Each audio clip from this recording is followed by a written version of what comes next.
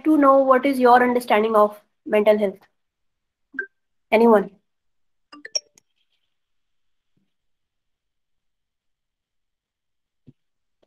So, what is your understanding of mental health? What I would like to know before we formally start the lecture.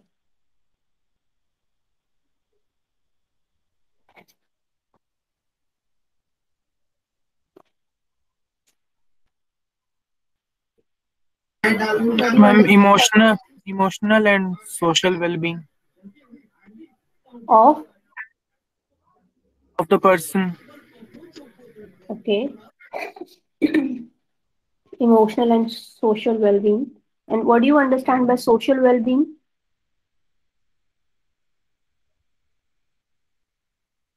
Or what do you mean when you say social well-being?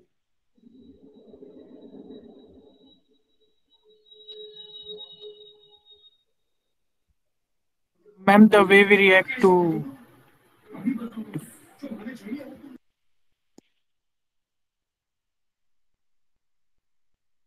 The way we react to?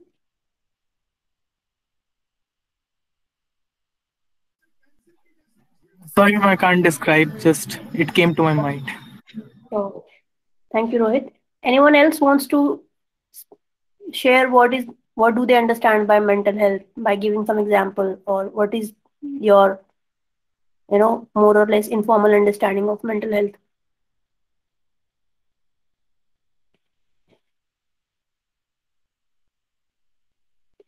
Okay, so feel free to share as we proceed in the lecture.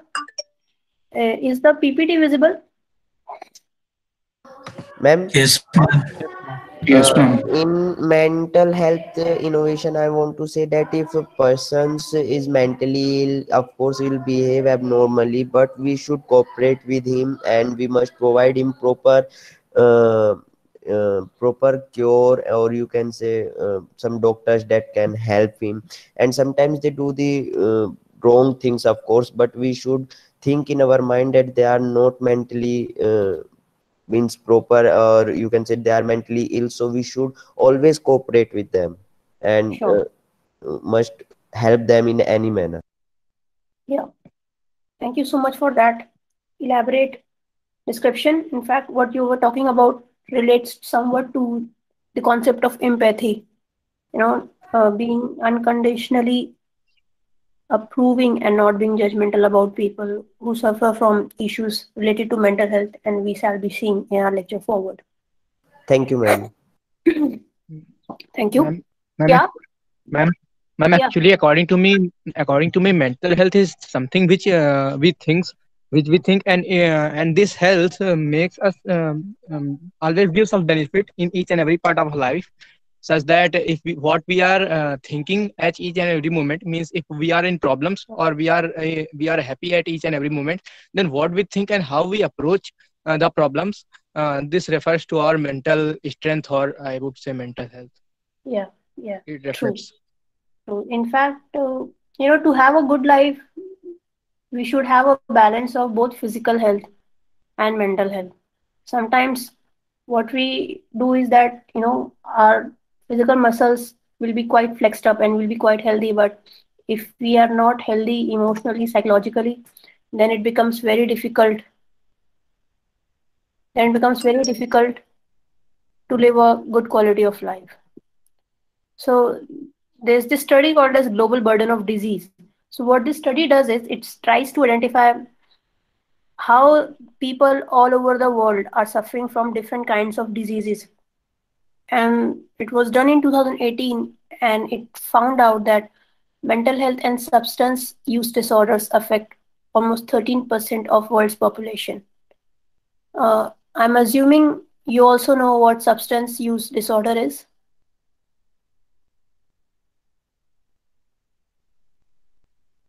Yes, ma'am. Yeah. Okay, could you please share with us what is your understanding of substance use disorder?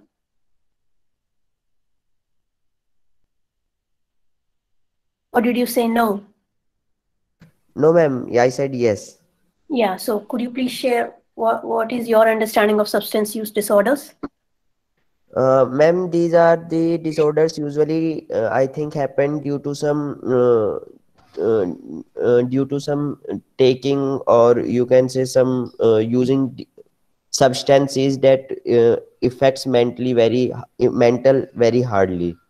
Yeah, yeah, yeah. In fact, substance use disorders more or less linked to the addiction that Yes, people ma'am. develop. Ma'am, alcohol or you can say drugs using. Yes, yes, yes. So indiscriminate drinking of alcohols or drugs. In fact, if you look at the amount of opioid addiction that has increased Yes, uh, ma'am. in developed countries, it has qualified as the biggest problem that America is facing today. And and because of that, the health system of the country is really under shambles. So, and mental health and substance use disorders are very finely linked also. It's mostly people who suffer from chronic mental health issues often opt for substance use in order to pacify them. And again, there is a link of loneliness and social isolation, which has a very important role to play in this mechanism in which how poor mental health over the period of times may lead to substance use disorder if there is no proper support system that is available for the person. Mental health comprises usually of two categories, AMIs and SMIs. So SMIs are usually those disorders which interfere with people's ability to carry on their major life activities, whereas any mental illness can be considered as mental, emotional, or behavioral health disorder. The important thing to note is that AMI may be chronic or acute, but if it's chronic, then it will definitely affect and influence a person's quality of life. Whereas in serious mental illness, things like schizophrenia come into picture, in which a person is not able to juggle his or her daily life activities. And in fact, cognitive disabilities also sometimes fall into the categories of serious mental illnesses. So there is a short video I want to show to you, which talks about why making mental health has become a global development priority.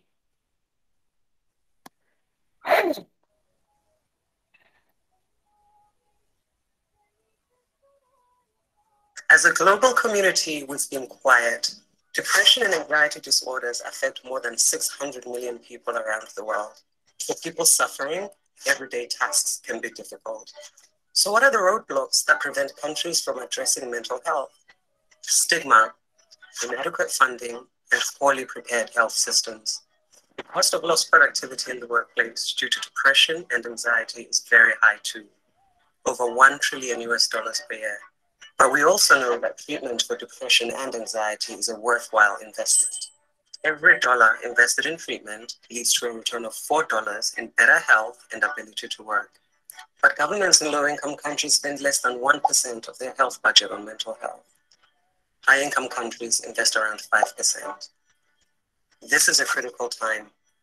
Globally, only 1 in 5 people who need treatment for depression and anxiety are receiving it. Almost half of the world's poor are expected to live in a country affected by war and violence by 2030. Refugees and people living under such stressful conditions are at an even higher risk for mental health disorders. We also know that such traumatic events can have a major impact on a child's or adolescent's brain development and lasting effects on their health well into adulthood. Without action, the impact on people's mental health is likely to be on a scale we have never seen before. We can solve this by scaling up the work already underway and strengthening political will and leadership, integrating mental health into health systems, and increasing investments from national governments and international development partners. Let's bring this issue out of the shadows. It's time to make mental health a priority now.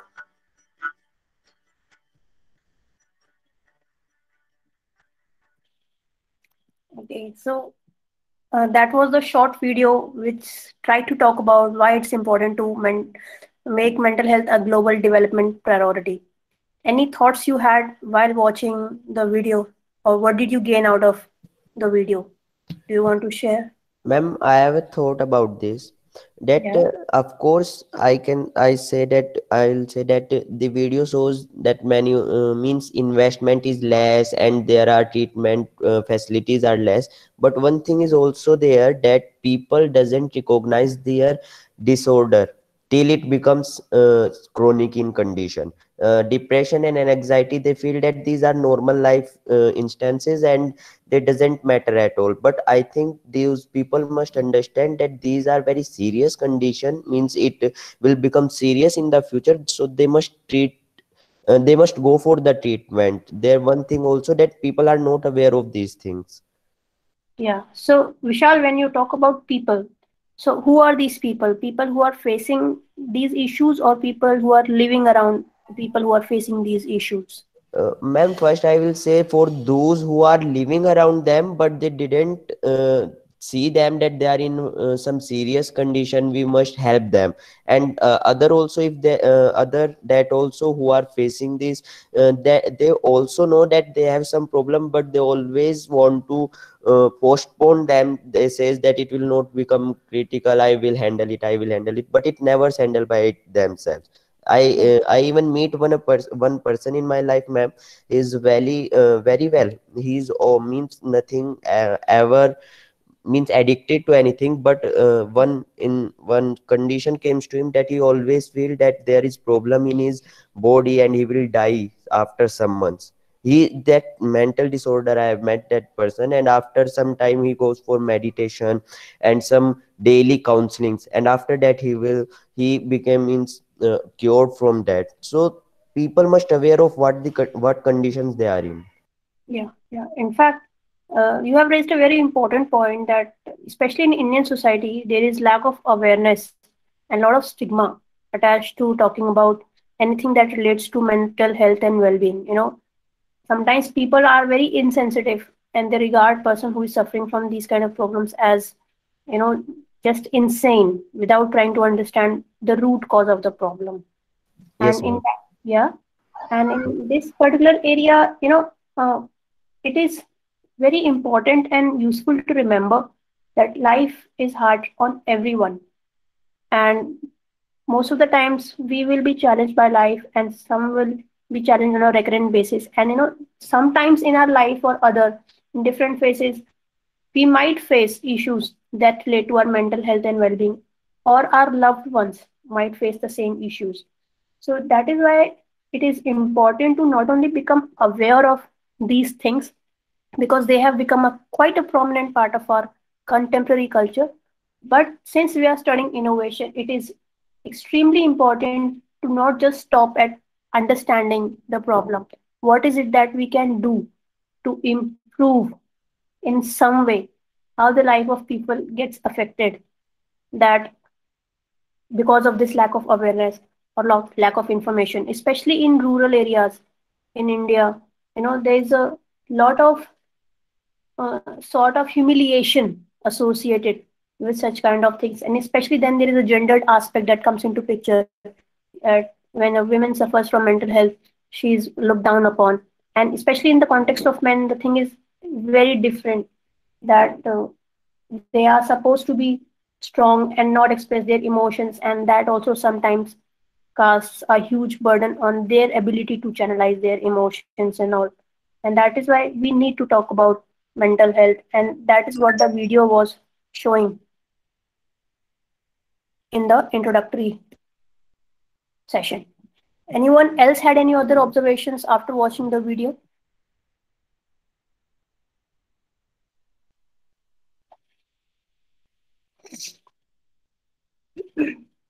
The video also talked about the mental health based on certain incidences in life. So, for example, refugee health, or the health of migrant workers, or those people belonging to minority. In fact, these are the peoples who live at the corners or the fringes of the society, who are more prone to have, develop these kind of issues, and the approach to tackle mental health problems in this section of the society might be very different. So the reason that I have brought in this particular lecture in the innovation module is twofold. One is, of course, to heighten our collective understanding about the real life issues that are surrounding us, and the second is that as people or as students who are studying innovation and as someone who are studying science and computer science, what is it that we can do after fully understanding the problem? So some of the common examples of mental health conditions that we are familiar with is anxiety and depression, and sometimes PTSD, which is also called as post-traumatic stress disorder. An example of post-traumatic stress disorder might be a woman who has recently delivered a baby. And delivery is a very life-changing experience, and a woman's health is considerably affected after the birth of the child, and not to mention the mental trauma also that she goes through, and it's quite painful. And for the period of 9 months, there are cases in which a woman literally becomes depressed after the birth of the child also, if the proper support system is not available. So that qualifies as PTSD. OCD again is one of the disorders in which a person has the habit of doing something recurrently, involuntarily. And eating disorders such as bulimia are also quite common, especially in young adolescents who are continuously bombarded with the idea of a perfect body image or perfect health. And when the children who are very young and of impressionable age begin to imitate people they see daily on tabloids, they tend to develop a lot of disorders. Eating disorders is one of them. Schizophrenia and bipolar disorder again qualify as serious mental illnesses because they literally affect a person's quality of life. And by that, I also mean ability to get education. And also, employment and livelihood is also deeply affected. In fact, I have an example of a person who was a former colleague of mine, and she had bipolar disorder. And because the organization did not have proper team which understood the mental health and its implications, and the person who was suffering from bipolar disorder did not have really a case and could not find the support within the organization, and unfortunately was asked to leave the organization. So this kind of discrimination based on very natural occurrences in human are quite common, and it is very sad that despite living in 21st century where there is no limit to knowledge, still we are so contained in our own thought processes. So a bit of statistics about mental health. Mental health affects more females as compared to males. Anyone wants to give the reason why mental health is more prominent among females than in males? What do you think? Ma'am, Male maybe dominated our society. Yeah, one by one, we'll listen to everyone. Yeah.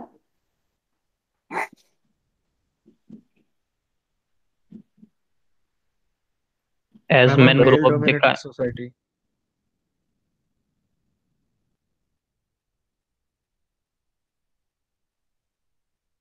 I heard Pushkal speaking. Yeah. as men grow up, they learn to express themselves on more occasions and more strongly and freely. So they don't have a lot of things on their mind as compared to women. Okay. And Vishal, you wanted to say something? yes, ma'am, because from age of child to senior, they are always get backhands from the man. They means they never always provided with the same things that a male child provided. So they are always in some small trauma, you can say, and that's why they are more uh, prone to these conditions.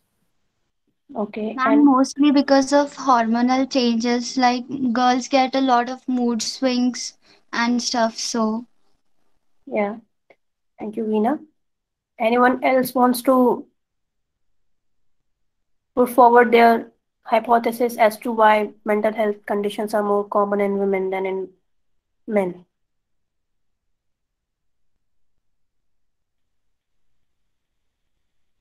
So culture obviously has a very strong role to play in these kind of things. Again, then there are biological mechanisms at play also, which might be considered as factors or covariates to explain the higher prevalence of mental health issues among women than in men. Apart from that, I think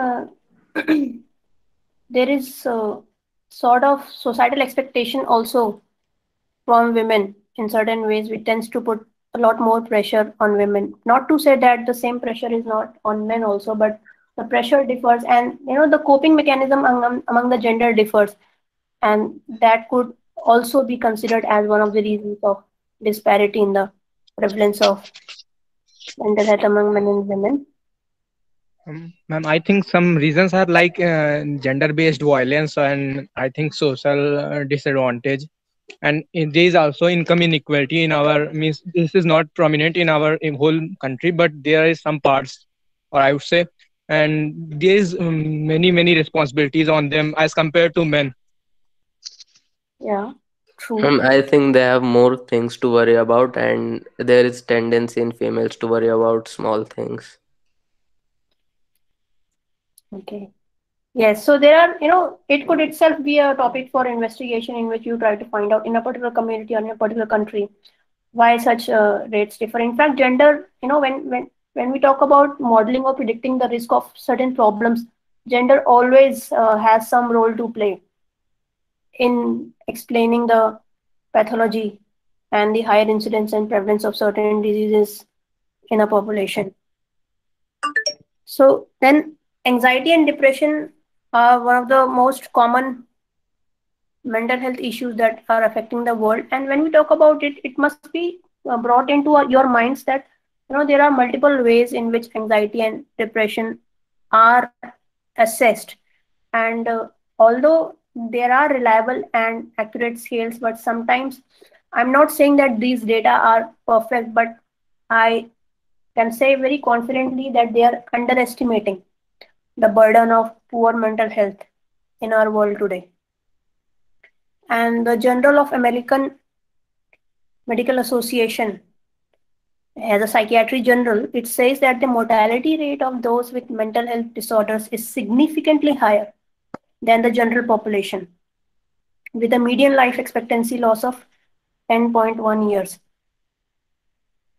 So it means that the risk of dying among those people who are living with certain kind of mental disorders is higher than as compared to general population. So when usually when two diseases or outcomes are considered, we usually identify whether it's problematic or not by sometimes assessing how many people are dying as compared to the general population which does not have that kind of disease. So that is what this statement has said. And the last point is that it is estimated that mental disorders are attributable to almost 14% of deaths worldwide, or approximately 8 million deaths each year. So that in short gives you some idea that mental illness is actually a quite a prominent problem in our world. And as I say that, I would also like to point out very specifically that sometimes people who have certain other kinds of diseases also have mental illness because they have those diseases. So it's not that it occurs in an isolated manner.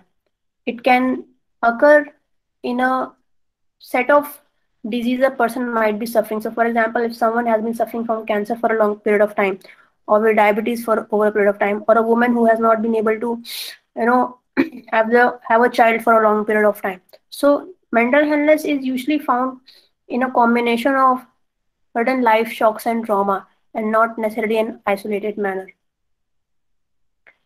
So, this is a sort of plot which shows the years lived with disability. So the number of years lived with disability in a particular population. So this is based on, I think, UK data. And what it shows is that the size of the box shows the years lived with disability which are attributable to risk factors. So when you look at the box of depression and anxiety and even back pain, so you can see that, so bigger boxes means bigger, higher number of years lived with disability, and they can be attributed to depression. So for example, people who have back pain have higher years for which they have lived with disability as compared to people who have depression or anxiety. On the other hand, people who have lived with diabetes live with higher years of disability as compared to anxiety.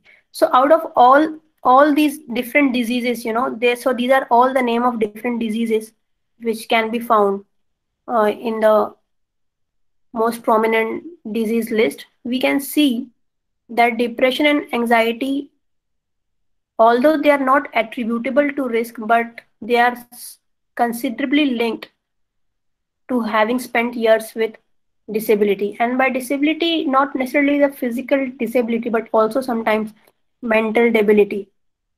So these kinds of plots are generally used when we want to show the degree of the problem caused by certain diseases. And you can see that of in this entire plot, there are four diseases that stand out: back pain, diabetes, depression. And depression is considerably associated with increased years lived with disability. Now, this is another plot which shows the prevalence of any mental illness versus income inequality, and different countries have been pointed out.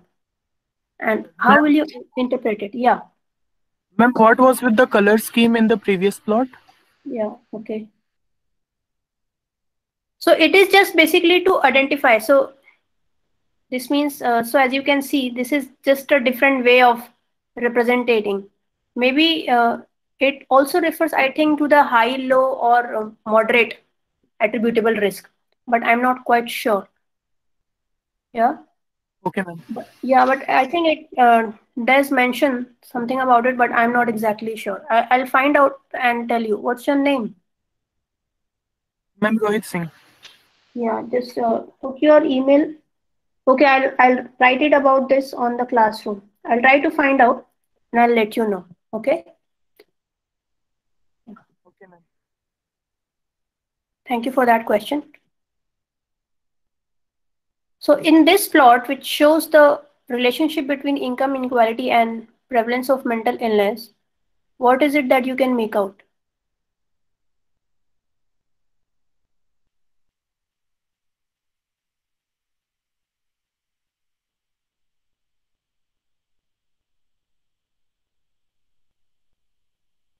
Positive correlation. Move a bit step further to interpret what the positive correlation means here in this context. Generally, Ma'am, it is like the greater the divide between the rich and the poor get, the more the opposite parties hate each other, and negative feelings means like come in their head, and their mental health is affected. Okay. I'm not sure where the word hate is coming from. So income inequality means the divide between the rich and the poor. Okay. Yeah. Pushkal? huh? You were trying to say So, something? so generally, it's seen that as income inequality in country increases, percentage of people with any type of mental illness also increases, of course, with a few outliers. Yeah. So in general, there is a tendency that countries in which the income inequality is quite high, there is a higher people who report having mental illnesses. Now, there is one index which is used to measure income inequality. You will study later in your course, Gini index.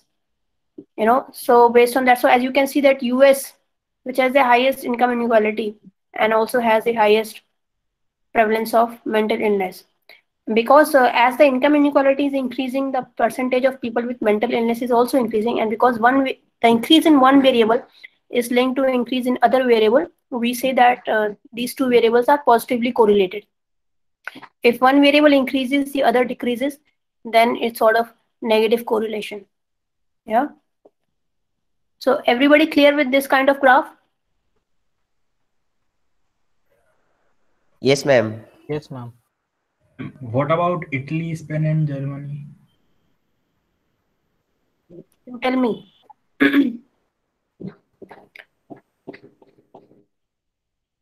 So Italy has higher than medium income inequality, and still it has less people with mental illness. That means there are certain other factors also which may be responsible to explain this observation. So perhaps the government in Italy has been doing its bit, in which it is helping people with lower income or poor socioeconomic conditions in their mental health management and prevention of any complications. So that is why they have perhaps less prevalence of mental illness. So, positive. So this does not mean causation. Just because income inequality is high does not mean that high income inequality does not mean high mental illness. It just shows that these two variables are growing together. So in case of Italy, even though the income inequality tends to be high and it's almost similar to New Zealand. So if you were to draw a line on the x-axis here, you know, and even though New Zealand and Italy seem to be at the same level of income inequality, New Zealand has higher amount of people with mental illness, whereas Italy has lower. So that means that there are certain other factors also which are at play to explain this kind of, we will say, anomaly, right? So Italy is not for perhaps is not following this trend line, and similarly with Germany and Spain. So perhaps because of the context of the society or the culture of the society, there are certain other factors that may be able to explain. USA, on the other hand, is a highly capitalistic society. So when we talk about capitalism, there are the concept of haves and have-nots, and again, so a government also has a huge role to play in these kind of things. So we can say that there are certain other factors also which could be explaining this thing. Any other observations you want to make or any other question you want to ask? Ma'am, in Europe, mostly Europe, in most of the European countries, the health मतलब ma'am health का मतलब ये medical prices कम है सबका crisis कम है मतलब price या because it's managed by government. Yes ma'am, वो भी रीजन हो सकता है. But the thing is that these societies are very costly societies to live in. The cost of living is very high in Europe, and that is why sometimes, and especially also, I would say is that as a society develops and there's an increasing amount of urbanization and globalization, there is an increasing tendency for communities to fall apart. So as communities fall apart and that sense of connectedness with people also sort of erodes, a society suffers from higher amount of mental illness, because that entire concept of living together, as it disintegrates, as societies become more and more have specific than being specific. So that also has some explanation in this regard. So even though they have a nationalized and free healthcare system, they have good treatments, definitely. In fact, UK has one of the best systems to manage mental health and has a lot of psychotherapists and therapist consultations at every organization. Nevertheless, people do suffer from poor mental health. Even there, there's a lot of stigma attached to it. Where do you think India lies on this plot?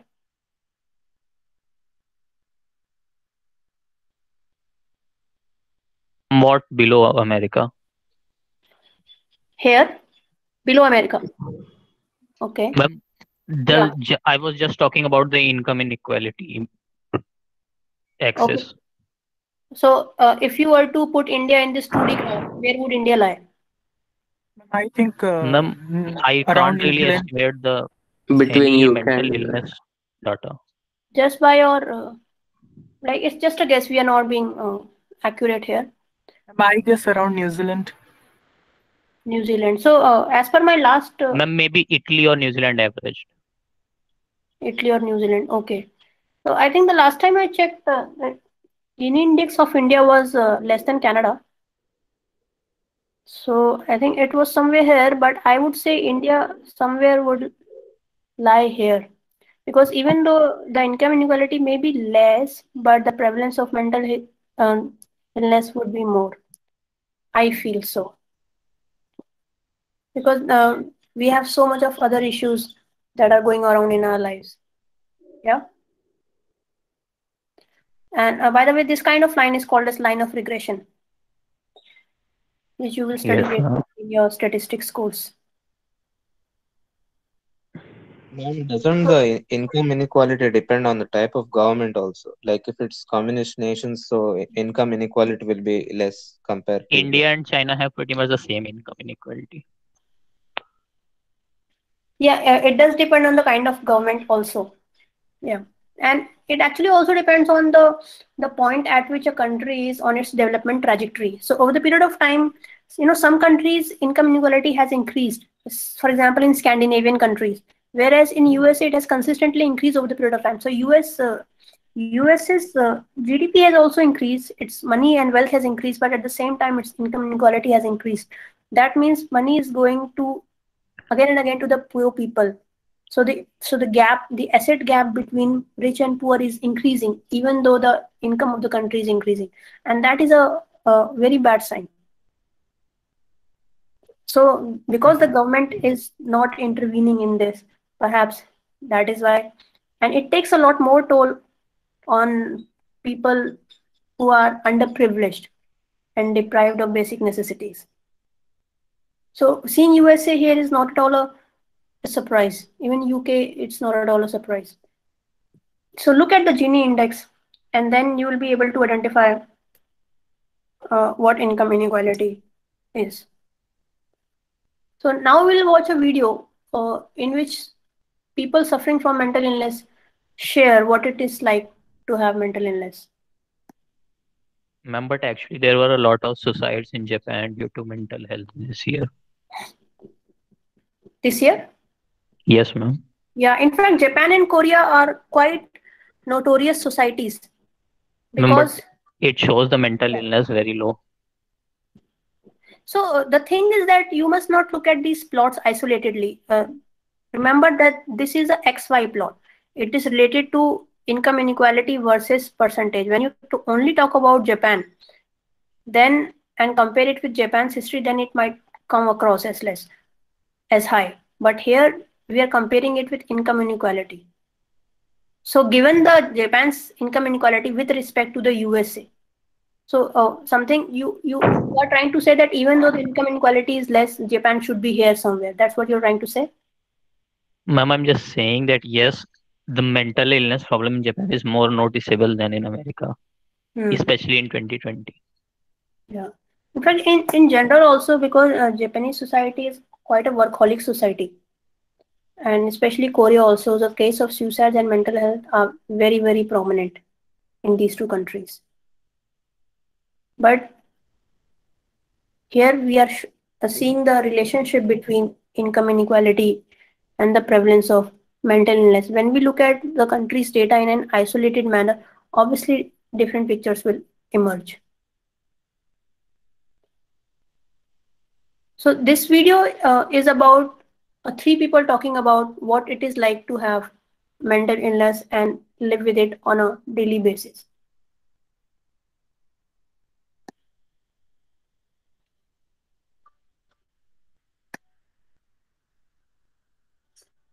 I'm not mentally well.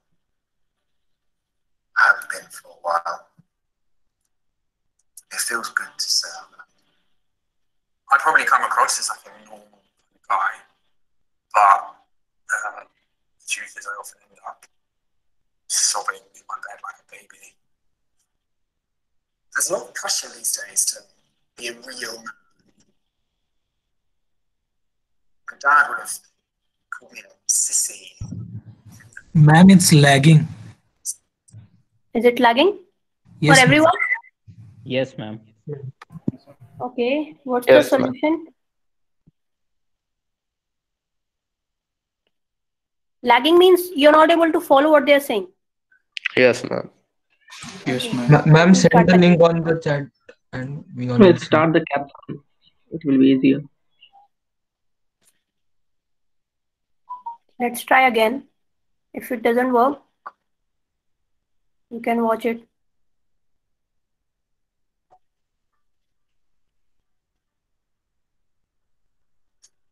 I'm not mentally well. I haven't been for a while. Is it okay now? Is it any better? Ma'am, is there not any caption, English caption that we can read? Caption is there. Ma'am, you should first increase the audio. यार laptop की आवाज इतनी है. Sorry. Maybe you can use headphones or earphones. It will be better that way. But I Ma'am, have I'm put. using earphones. Okay, ma'am. I probably come across as a guy, but the truth is I often end up sobbing in my bed like a baby. There's a lot of pressure these days to be a real. My dad would have called me a sissy if it known how weak I feel sometimes.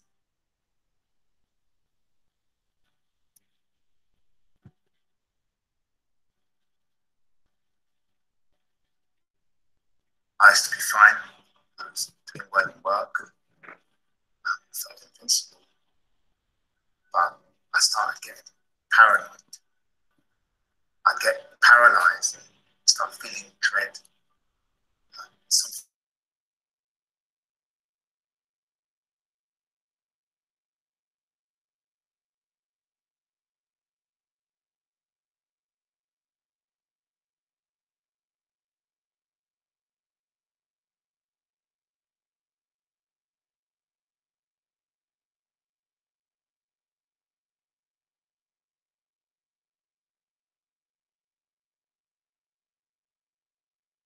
My screen is freezed.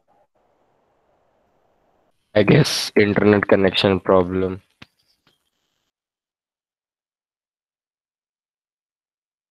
What a guess.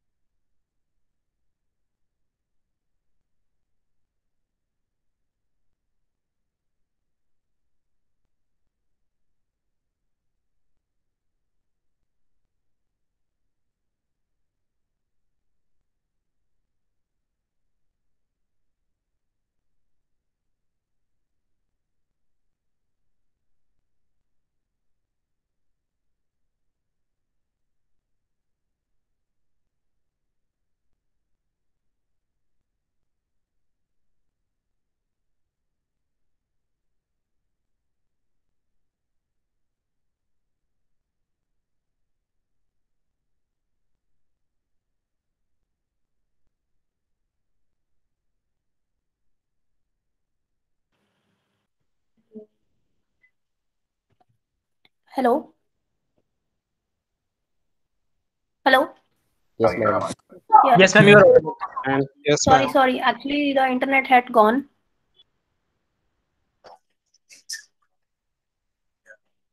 I feel like I can call these guys anytime, because they just know what I'm going through. We don't have to be cheerful around each other. We can just meet up and do very much. It's just nice to know that we know we need to.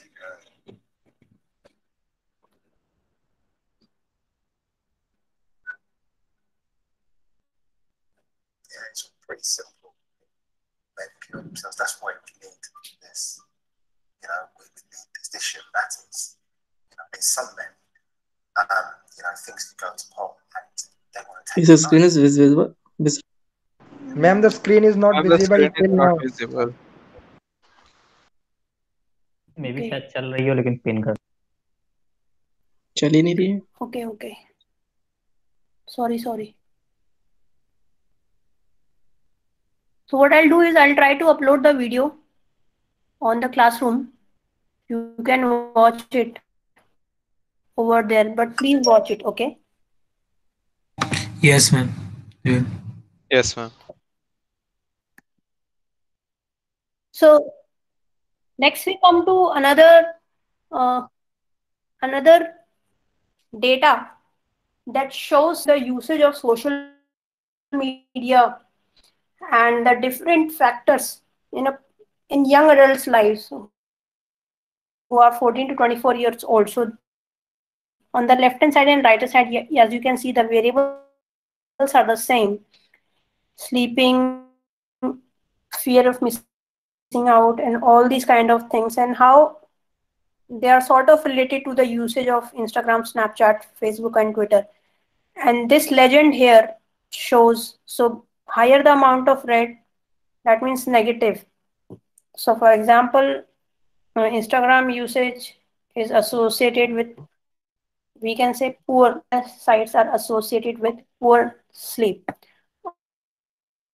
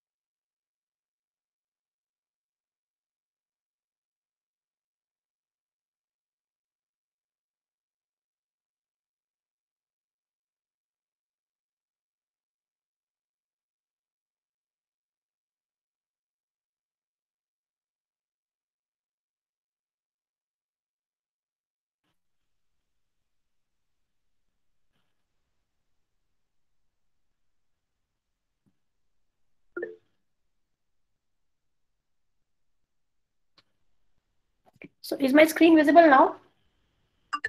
Yes, ma'am. So as you can see, this is a sort of 2D matrix in which the relationship between different indicators of quality of life have been associated with social media platforms. What are your major observations from this kind of diagram?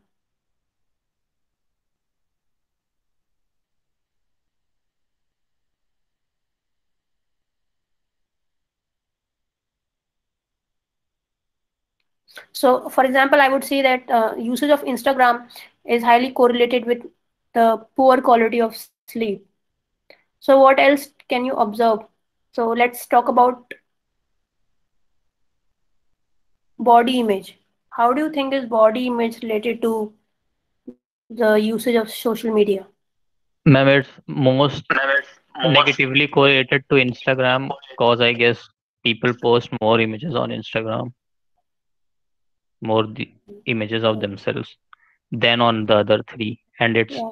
negatively correlated throughout all social media anyways. Yes. And which area you see is the most positively affected by the usage of social media? Self-expression and Expression. emotional support.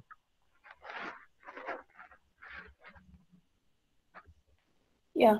So you see, the data and infographics is also a way to observe where exactly the problem lies. So if you were to develop some sort of innovation in which people who have certain issues. So, for example, cyberbullying is a very common thing that is witnessed in today's world, and that is increasingly becoming a huge problem, especially among adolescents and teenagers. And because they are also quite active on social media, so is there something that can be done to prevent or to bring to notice the incidences of cyberbullying and using some sort of cybersecurity or things like that? Right, because these things considerably affect the quality of life of the people, and all these red areas are actually the areas of problems. They're ripe with problems, and they're calling for solutions.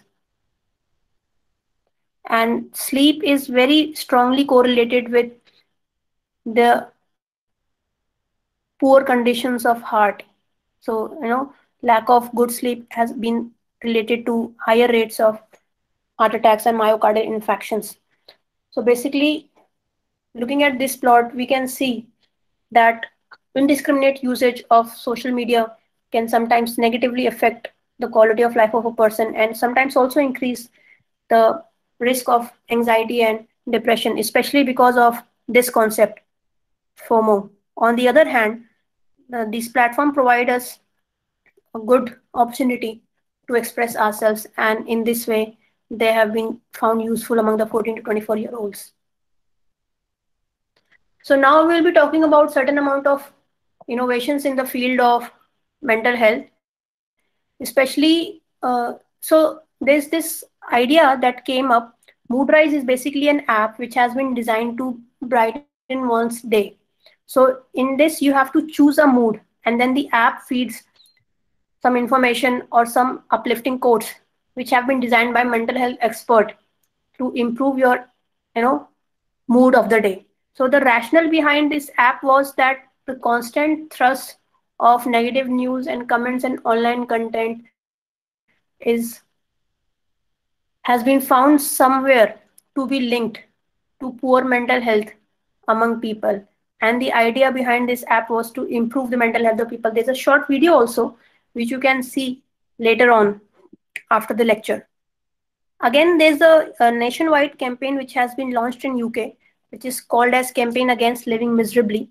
So in this, what happens is that they have installed this sort of, you know, looking like a mobile phone at every public place, wherein every time a person calls a helpline to seek mental health assistance, this is indicated in this sort of banner, and the people can look at it, and it is recurrently buzzing. So the idea is to tell people that it is okay to take assistance of mental health specialist when you are not feeling well. So in a way, it is changing the cultural understanding of the mental health and normalizing it among the people, and that itself could be a great boost to the mental health of the people, knowing that there is something that can be done in case they are facing any problems. So this is like, it is called as bold awareness campaign, in which in a very bold manner they are trying to create an awareness about mental health,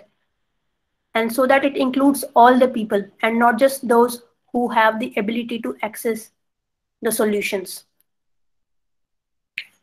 There is another app which, so most of the work have been done in the United Kingdom, because UK is quite fast in its approach when it comes to medical diseases and diagnosis.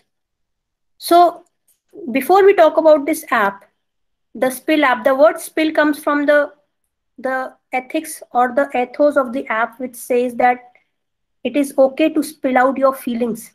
It should be a more commonplace habit rather than bottling up your emotions. So that is what the app achieves and intends to achieve. And it was born out of frustrations with the existing barriers to both public and private sector options for mental wellness. Now, when we talk about solutions, am I audible? Yes, ma'am. Yes, ma'am. Yeah. So when we talk about solutions, we always talk about how was the problem identified. Solution comes much later. And the genesis of this particular app was found in the absolute limited resources for people who were suffering from poor mental health. In fact, there were considerable barriers to public and private sector options. And especially in the UK, national health service is there, but there's a long amount of waiting period that is required. Personally, I've also seen that for a particular disease, I had to wait for 4 months to get appointment with the doctor because everything is so nationalized. And by the time the appointment date had come, it was in May 2020, but by that time there was national lockdown and the treatment could not be taken. So these are some real problems, and the app makers identified the problem. And what they did is they aimed to provide free mental health counseling anywhere to and anytime to anyone.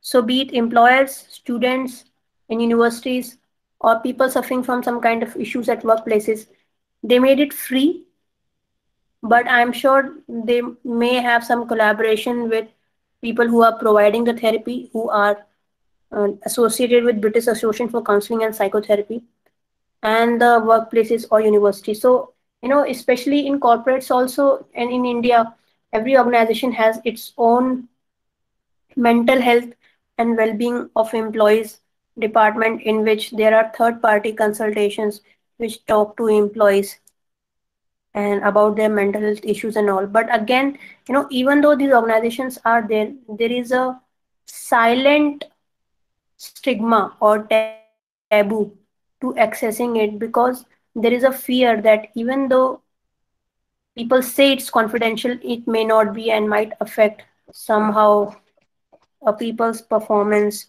in workplace or not. So, there are certain kind of real life issues also with these kind of solutions. So, in the case of mental health, the app market has really surged a lot. And if you look at the data, the number of apps which target depression and anxiety have been increasing, which are also called as M Health, so mobile health apps, and with certain other diseases also. These questions we will come to later. So, looking at this plot, which tries to show how the percentage of M Health solutions and their trend with years for different types of diseases, we can see that diabetes remains the leading therapy field for M Health solutions, because most of the 80% of the M Health solutions, bordering 80%, are linked to diabetes. Whereas for the depression, there was a rise, then there was a fall, and now we can see the rise. So it shows that depression as a field will be highly targeted by the M Health solutions in the times to come. And and when you look at this plot, diabetes, you must not think that it only tells about diabetes. In fact, research has shown that diabetes and depression coexist. People who have diabetes, because diabetes is a very difficult disease to live with, and there's so many complications associated with it, is natural that people who suffer from it tend to be sort of depressive. And that is why there are more and more need for the solutions, especially which are mobile in nature, to help these people, because accessing hospitals always may not be the solution. There are certain other innovations that you might like to read. I have not covered most of them, but the theme behind them remains the same. So basically, the current trends in app development are basically self-management apps, which help people to provide personalized or individualized recommendations to improve their mental health. And for management of illness and support care, because people who are ill tend to have mental health issues as well, and sometimes they can be a vicious combinations. So to prevent a person from further degrading their health, such kind of solutions are required. Then again, data collection forms a very important field in the field of mental health assessment. Especially, there is an innovation which tries to assess the mental health stability of a person based on the heart rate indicators, and that can help in assessing that over the period of time, how is the mental health of a person improving or degrading. There is a company, Clarigent Health, which tries to provide early detection of mental health problems. So usage of artificial intelligence in clinical scenario is called as clinical decision support system. Now this CDSS system does not work in an isolated manner from the doctors. It is actually created to support the doctors, which assesses in daily mental health assessment of a person by asking some questions and searching for symptoms of depression. So this kind of app will qualify as a solution which is consistently collecting data over the period of time without the hassles of taking a sample from the population. So it is creating a data point in the person and trying to access its data over the period of time, which is called as longitudinal data, and trying to assess it for detecting the symptoms of depression. And if it increases above a particular threshold, that person might be suggested to consult a clinician. Then there is another app, Meditopia, which is basically a meditation app which aims to reduce stress and assist in sleeping and promoting calmness in body and mind. So these are just few examples, but there is a deluge of mobile health solutions in the field of mental health. And the question that comes is, how is one different from another? Because there is such vast number of mobile health apps which are targeting mental health, it can be very difficult to choose which one is required and how to ensure that they are focused on certain topics which are affecting the people. So as consumers, these are quite potent questions because mental health needs of a person differs from individual to individual. And what will be the most relevant app for my case, or what will be the most relevant solution for my particular case, it can be very easy to get lost in this flood of mobile health. And that is one of the limitations of the increasing inundation of mobile health solutions in the mental health. And another disadvantage is that is there any clinical evidence that these apps will actually be helpful for the person in the long term? Because usually these are the questions raised by people in the healthcare field, basically doctors and psychotherapists, that okay, you have given us an app, but what is the evidence that they will actually be helping people who need it the most? And there is a divide in the clinical community about the efficacy of these apps. So as I was talking about that, there are certain advantages of mobile care, which are convenience, low cost, and 24-hour service. But on the other hand, there is issues related to evidence, related to the effectiveness of these mobile-based solutions compared with traditional methods. And again, privacy of the data has become an increasingly important point for investigation. And the danger of promising more than what it's delivered. So is the app actually helping the person recover? Because advertisement is easy, marketing is easy, but is it actually creating some impact in the person's life? How will we measure that? How will we gauge that? And sometimes you might have seen customer reviews or testimonials on these websites, on these app pages. But then again, to become absolutely proven to be used, there's a long journey that needs to be taken. So these are some advantages of mobile care, and these also apply not only to mental health but to other kind of solutions also, which are being targeted by mobile care. Any questions so far? No, ma'am. No, ma'am. Okay. So this particular diagram shows some of the actions and principles for responsible innovation in mental health.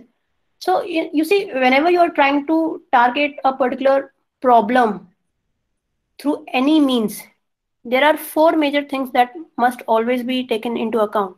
You must anticipate the degree of the risk and then detect it and identify a mechanism in which you will survey the prevalence of the risk, and then how can you mitigate it. So it's at the mitigation sector or mitigation area wherein your solution comes into picture. And one of the principles that is very important, as I can see, is bullet number 3, which is promoting inclusivity. Inclusive solutions are those solutions which take into care every person in the society more or less. So it should not be dependent on a person's inherent characteristics to be able to avail that app. So, for example, uh, if you have made a solution and it is only can be only used by people who are not physically challenged, or who live in a particular area, or who are uh, above a certain education level, then it becomes very difficult to promote the solution as inclusive.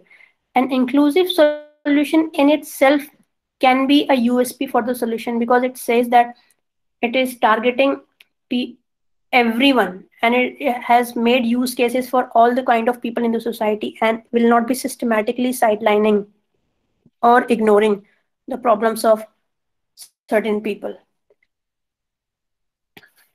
So other than that, again, there are some other issues, and every app must take into account the culture it will be sold in, because problems in a society cannot be looked at in an isolated manner from the community in which they are being observed. So community, culture, and context have a very important role to not only in explaining the problem, but also in trying to identify what solution will be more applicable to this context. So talking about the general mental health, naturally we have to look in our own country. And when we look at the Indian scenario, there is solid evidence which says that there is a tangible problem of mental disorders in India. And in fact, 45.7 million people have been identified with depressive disorders, and almost 45 million with anxiety disorders. And please note, these are the figures in a country in which these issues are not very much talked about. So there are chances that these are the underestimates of the real problem. And there has been evidence of correlation between prevalence of depressive disorders and suicide rates, even at the state level. And here also the trend remains the same, that there are uh, higher chances and higher reportings of suicide among females than in males. So to look at the Indian scenario in a better manner, let's follow a diagrammatic approach. So let's look at,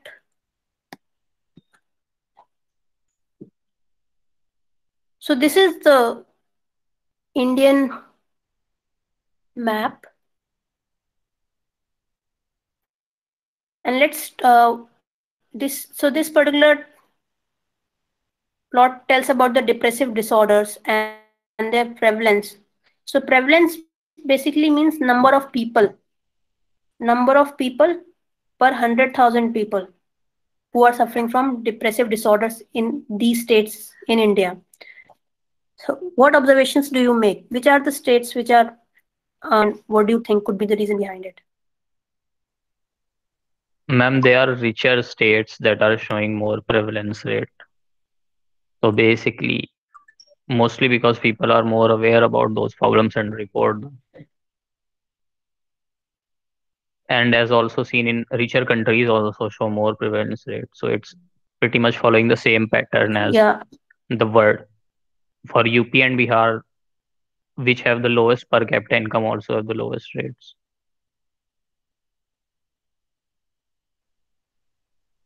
Richer state.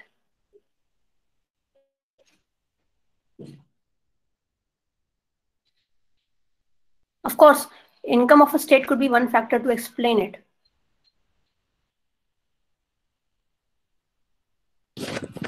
Ma'am, the amount of cyclones and disasters they go through. Yeah, so natural calamities and natural disasters also may have a role to play, or the daily conditions of living in the people may also explain. So the thing is that, not one explanation can hold true for all the states in the country. So this is called as a fallacy. ecological fallacy. If you try to use the same explanation for different context, even though at surface level it appears the same, we may be we may be accused of committing a sort of statistical fallacy in this regard,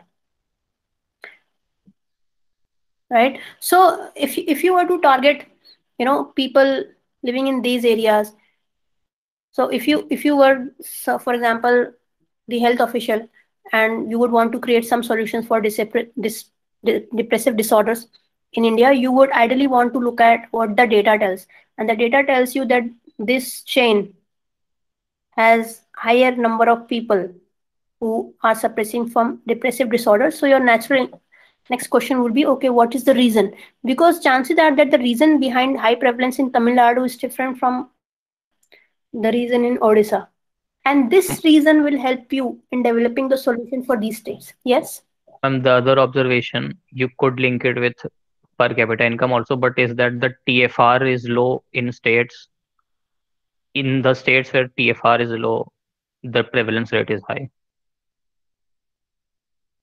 You mean total fertility rate? Yes, ma'am. It's exactly those states. It's literally in proportion. Gujarat has a little more than Okay. Maharashtra. Because, UP, Bihar yeah, have a because lot more. I'm a bit okay. I'm a bit surprised about Maharashtra and Delhi also, and I'm not sure of which year is this data. But again, one another limitation of such kind of data is that they are based on samples. And if the sample is not representative of the population, it might be very difficult to come out as a proper conclusion. But more or less, we can see that this southern eastern belt has higher prevalence of depressive cases. And if you were to design a solution, you would want to look at the concrete reasons behind it, because it is the causes of the problems from where the solutions are likely to come up. And you can also raise the question as to that, it is difficult to accept the interpretation of this plot because poverty also is quite linked with higher prevalence of depressive disorders. And when we talk about lower income of the states, usually UP and Bihar may be considered as, because their education level is also quite less. So there are different factors that could be linked to higher depressive disorders or lower depressive disorders.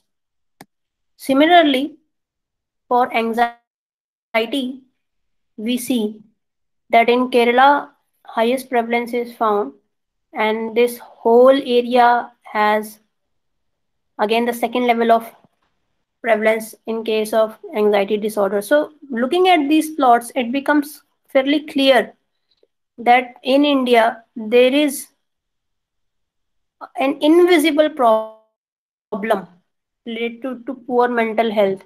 And because our population is more than 10%, that means a lot more people in absolute numbers are facing these problems. And because in the last lecture I had shown you the population pyramid of our country, more and more people in our country belong to the younger age group.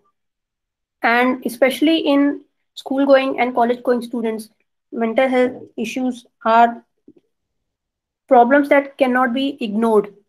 And that itself provides a huge opportunity to not only improve the quality of lives, but to also assure them of a proper growth into mature adulthood.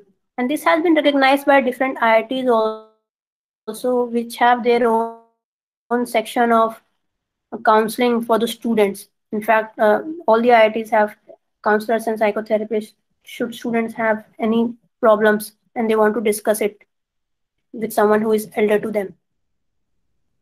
There's this another plot I want to show you, and the x-axis is the age group in years, and we will be interpreting these plots for depression, anxiety, eating disorders. So for these plots, first, second, and third, how would you interpret it? Can you see my screen? Yes, ma'am. Yes, Yes, ma'am. ma'am. Yes, ma'am. So x-axis is the age group and y-axis is the prevalence. So Is what the are your sh- observations about this plot and this plot? is the shade basically the standard deviation around the mean? It's the 95% confidence interval at Oh, every point.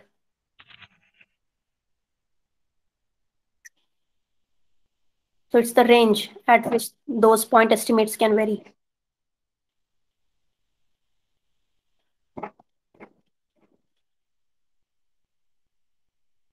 So what do you all observe with the first plot of depressive disorders? And red is females, blue is males. In every age, females are more depressed than males. Yeah, yeah. And what is the second observation? Very good. Uh, with the increasing age, the prevalence also increases directly. It means more the age, more the depression disorders are there. till a Yes, certain yes. Correct. Yeah, it tends to come down decrease after a threshold. after the 70. Yeah, but it could also be because the number of people are less. Even though it is showing the percentage, but it could be that there are lot less people in Working above life 80 and so a lot of people stop working after that age, like employment, like jobs. So Retirement maybe from the jobs. yes, And how so is maybe it? that has to do with it. And how do you think it is linked to depressive disorders? Mm, they would have more time and maybe even some savings to get checkups done, or maybe hire someone for consultation. Yeah, could be. And what about anxiety disorders? In anxiety, ma'am, up again we see the, females have more anxiety disorders than males. But in this also one thing we see that graph goes means at a higher level in the middle age. It means what the Pushkal said that in the age of working, office work, or this you can say employment time. Yeah, yeah. Especially in middle age, during the middle age, there is a higher amount of anxiety associated with these people, and we can assume that these people belong to the working age, as suggested by you. Interesting plot is of bipolar disorder in which the males and females almost overlap. Ma'am, in this we can say that it doesn't matter what the society treat in this disorder. It may be due to some eating habits or means proper protein nutrients we can say. So they overlaps each other. Or maybe because it is not really uh, discriminant on gender, perhaps, and maybe we don't have much data also. That is why, but I feel that, bipolar disorders are not readily reported also. So there is underreporting. But what explains the almost overlapping of males and females remains unclear, because if you look at clearly in lower age groups, men tend to report a bit higher prevalence of bipolar disorder, whereas it tends to decrease as the age increases. So, you see a flip, almost there is a flip. So here, red lies below blue, but here red is above blue. So there is a very slight change, not sure if it's significant or not, but it does indicate that there are a bit of differences, but the absolute difference remains to be very small. What are your observations about eating disorders?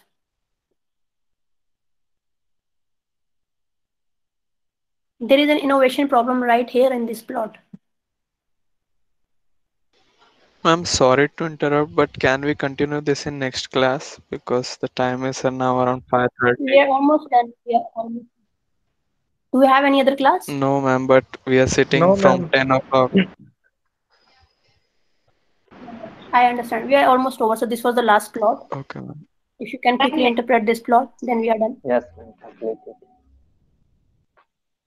So in this, women again tend to have higher eating disorders as compared to males.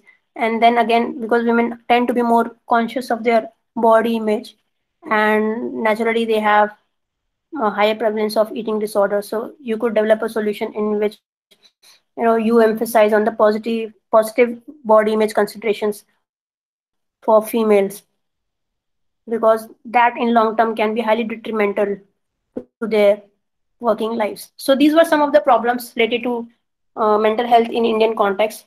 And the idea is always to think globally and then think locally and then try to develop something locally for our people.